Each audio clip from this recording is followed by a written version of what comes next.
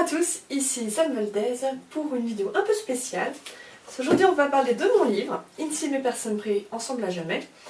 Et je vais répondre aux questions les plus fréquentes. La première question est d'où vient la couverture. Alors la fille, c'est moi. Voilà, si on reconnaît les cheveux rouquins. Donc en fait, l'idée de la couverture, c'était une copine qui me l'avait donnée. Et elle m'avait dit, mais pourquoi est-ce que pour ta couverture, tu ferais pas la photo toi-même?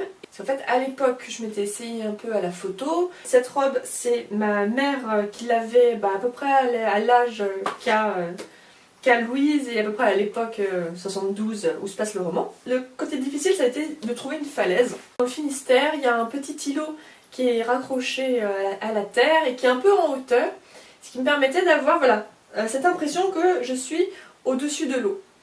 La photo, c'est mon père qui m'y a initié, donc en fait c'était mon père le photographe. On peut voir sur la photo qu'il y avait du vent ce jour-là. En fait il y avait beaucoup de vent, on voit ça dans mes cheveux et dans la robe. Et il faisait un froid glacial. Alors là franchement le vent était glacé, alors qu'on était en avril. Et du coup ce qu'on voit pas, c'est que en fait entre deux séries, je m'emmitouflais dans un gros manteau d'hiver parce que j'avais froid.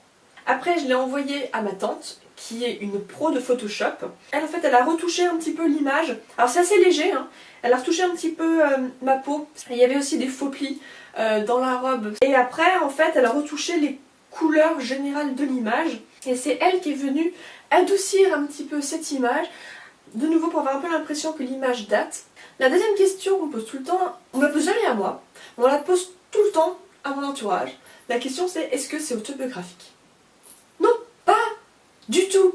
Oui, il y a des choses qui sont vraies, mais c'est pas du tout autobiographique. Et surtout, je ne suis pas Louise. Mais j'ai aucun point commun avec Louise. Si je donnais aucun de mes traits de caractère, limite je ressemblerais davantage à la mère qu'à Louise. Je ne suis jamais le personnage principal. J'essaie toujours de faire en sorte que le personnage soit un peu naïf au début du roman, et que peu à peu il évolue. C'est un peu des romans initiatiques. Ça c'est vrai que j'aime bien que le personnage principal évolue. Et quelles sont mes inspirations? Alors, la falaise existe bel et bien. Elle n'est pas en Italie, parce qu'en fait, le petit village où elle se trouve en vacances avec sa mère, je l'ai inventé. Je suis donc du coup inspirée de plusieurs histoires. Alors, il y a une amie de la famille qui a une histoire un peu similaire. Elle sait que je me suis inspirée d'elle pour écrire ce roman. Elle a lu le roman, elle l'a adoré. La question d'après, en combien de temps a-t-il été écrit? L'idée d'écrire un roman comme ça, sur la base d'un amour de vacances, elle m'est venue quand j'avais à peu près une quinzaine d'années. Après, il faut savoir que bon, là, j'en ai 27, mais j'avais une quinzaine d'années quand j'ai commencé à avoir l'idée, mais j'ai fini d'écrire Insieme, j'avais une vingtaine d'années. Donc en fait, c'est juste que Insieme est resté pendant 7 ans dans les tiroirs, avant que je me décide à publier sur Amazon. Donc en combien de temps a-t-il été écrit? J'avais commencé du coup à écrire une histoire d'amour qui se passait en vacances, mais bon ça donnait rien, parce que j'écrivais que des nouvelles à l'époque. Passer un roman c'était difficile, j'avais pas suffisamment d'intrigue, mes personnages n'étaient pas suffisamment complexes, ça valait pas le coup. C'était une histoire qui pouvait faire une nouvelle, pas un roman. Et puis après, voilà, suite d'événements, suite d'histoires qu'on m'a racontées, et petit à petit, l'histoire de Louise et Raffaello s'est mise en place.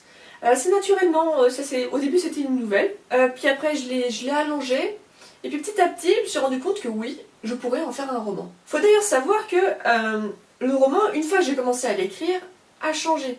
Parce que j'avais fait mon résumé, et mon résumé se finissait avec l'accident de voiture.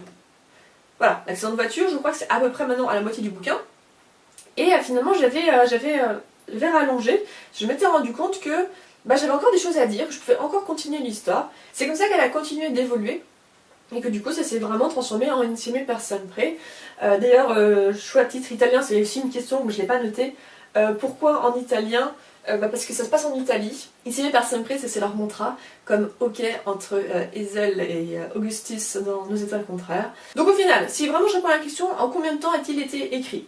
Si je parle juste d'Insieme et pas de mes premières tentatives, Insieme, j'ai dû écrire en quelques années. C'était mon premier roman, j'ai aussi pas mal de trucs parce que j'ai écrit Insieme alors que je passais le bac et des concours. Pas forcément les meilleures années pour écrire. C'est vrai que après quand mes études ont commencé à se tasser et que j'ai commencé à travailler, bah oui là c'est plus facile de commencer à vraiment écrire quand on n'a pas besoin de réviser à fond à côté. Alors pourquoi en 72? Ça c'est vrai que les gens comprennent pas pourquoi 72. Alors la date exacte 72, pourquoi? Pourquoi ça se passe pas à notre époque? Au début ça devait être contemporain. Ou à peu près, parce que du coup comme je dis c'était en 2007. En 2007 c'était le début des smartphones, le début des SMS illimités, voilà. Entre temps, le monde s'est vraiment rétréci, maintenant c'est facile de communiquer avec le monde entier, et c'était ça qui posait problème. Il fallait que justement que la distance soit un problème pour que l'histoire de Louise et Raffaello s'explique. Et je l'ai décalé, et je suis passée en 72. Alors, par contre, honnêtement, je ne sais pas du tout pourquoi j'ai choisi les années 70 et pourquoi 72.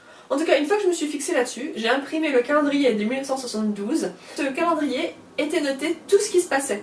Donc en fait, j'avais vraiment suivi un calendrier pour écrire insieme chaque date avec justement les élections, les jours fériés en France et en Italie pour cette année-là. Du coup, pourquoi 72? Pour que ce soit plus pratique et que ça soit vraiment une histoire d'amour un peu à l'ancienne comme on les aime. Alors la question, je sais pas si je vais répondre, mais la question qu'on me pose une fois que les gens ont fini de lire le bouquin et du coup on a fini toutes ces questions, est-ce que c'est autobiographique, de faire la couverture et tout ça, la question c'est pourquoi cette fin? Alors, pour ceux qui l'ont pas lu, je préfère pas en parler. Pourquoi cette fin? Je trouvais que ça se justifiait.